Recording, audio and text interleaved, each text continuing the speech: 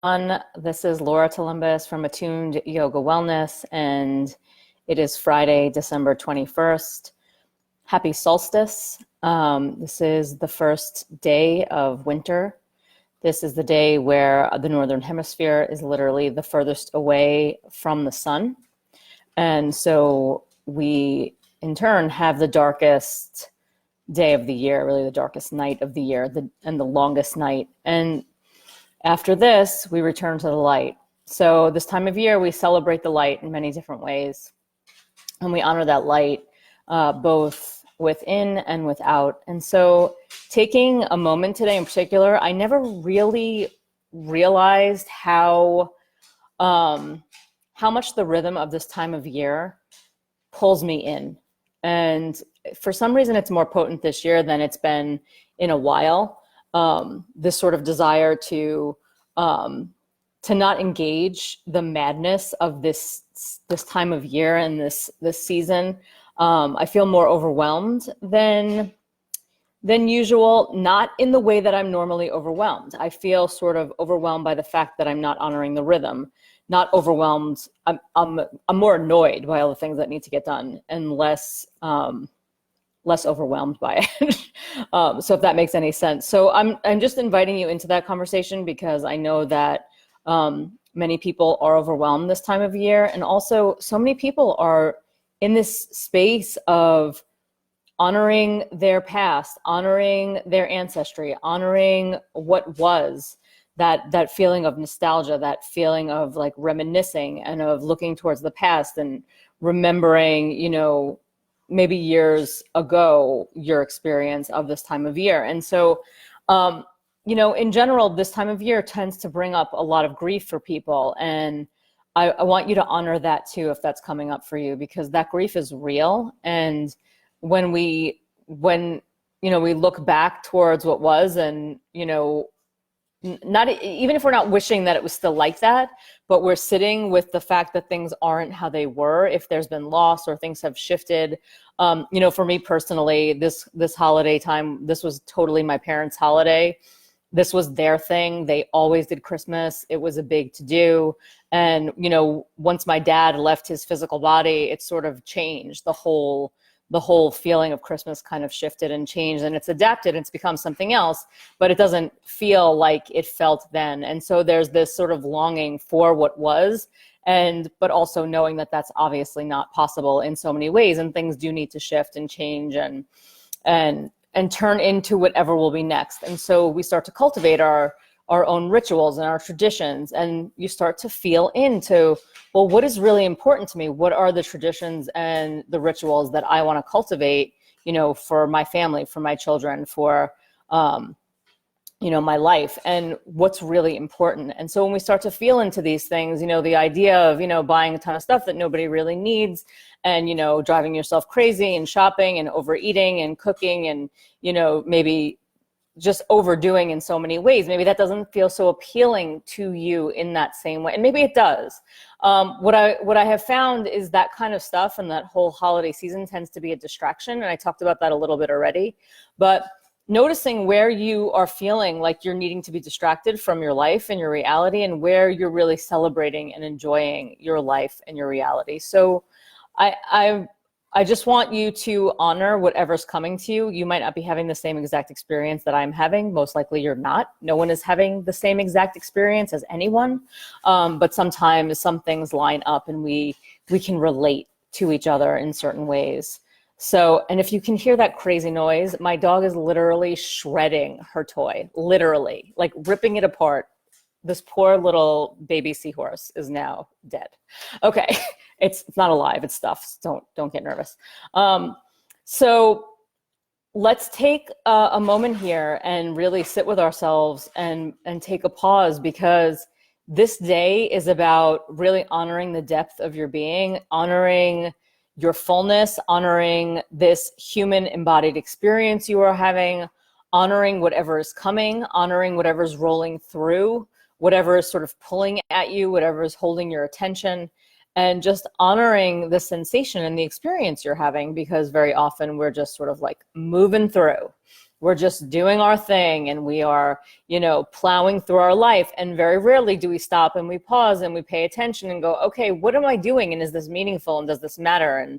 And how am I creating, my life? How am I weaving my life and my experience? So come take a nice comfortable seat wherever you are. Feel your sitting bones root. Feel that exhale and just take a pause. Notice your breath. You probably haven't noticed it today. Maybe you have. If you have, great. But any way that we can honor our experience and honor our presence and take pause and take notice, draw your awareness to the pulsation of your breath. Feel the rise and the fall of your breath. And can you connect to this rhythm? Can you connect to the pulsation of your breath? Can you connect to the beat of your own heart?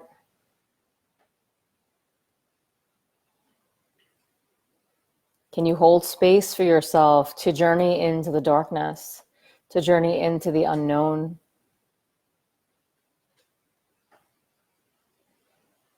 And in journeying into the darkness, we often find the most light.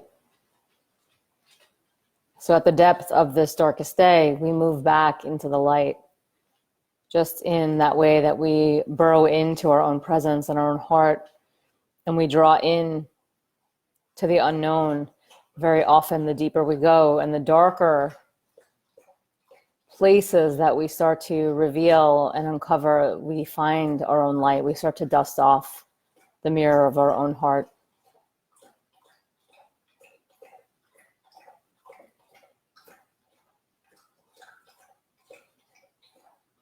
So just feeling into the body, feeling into any sensations that are showing themselves.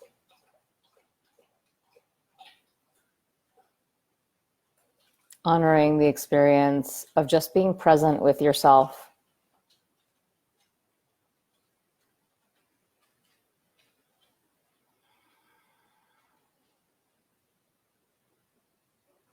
And so whatever's showing up for you, can you honor it? Can you receive it? Whatever's trying to distract you, can you receive that?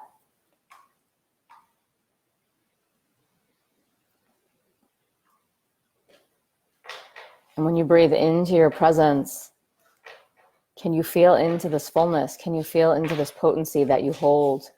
Can you feel into this resource? Can you feel into the light of your own being, even on this darkest day? This year has been a year of unfolding. This year has been a year of revelation, of literally moving into those dark corners of our beings and really taking notice and honoring who we are in our fullest sense. And it's revealed so much. So can you honor what the year has revealed, and can you honor the healing that has maybe come from that revelation? Anything that got churned. Anything that finally showed itself, that you became aware of, that you then stepped in and made some sort of change or some sort of shift.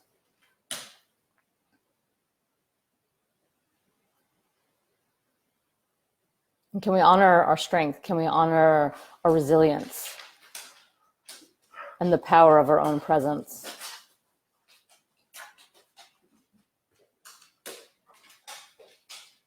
And then can we take a little bit of a note from this very sweet animal of mine, Rose, who, is literally playing and amusing herself. And, can we amuse ourselves? Can we honor our experience? Can we show up for ourselves in a way where we feel nourished, supported, loved?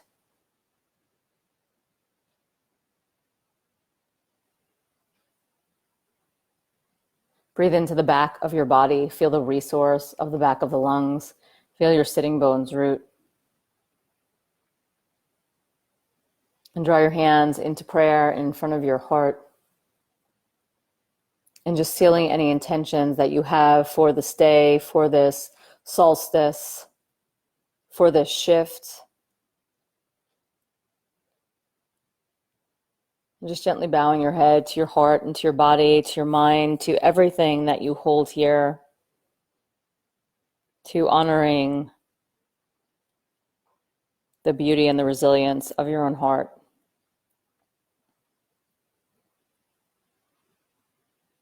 Go ahead and release your hands and open your eyes. This can be a really sweet night for like lighting a candle and maybe taking a bath and maybe going for a walk, being outside. Supposedly there, not only is it a full moon and solstice, but there's also a meteor shower. So, we never know what we're really going to see. So just being outside, being in nature, depending on where you are, how cold it is, even if it's cold, just, dress warm. So feeling into this day and the potency of this day and just really honoring the light that you are holding in your own heart. So I wish you all a very happy solstice, happy winter. Enjoy the day, enjoy the weekend, and I will see you next week. All right. Take care. Bye. Mwah.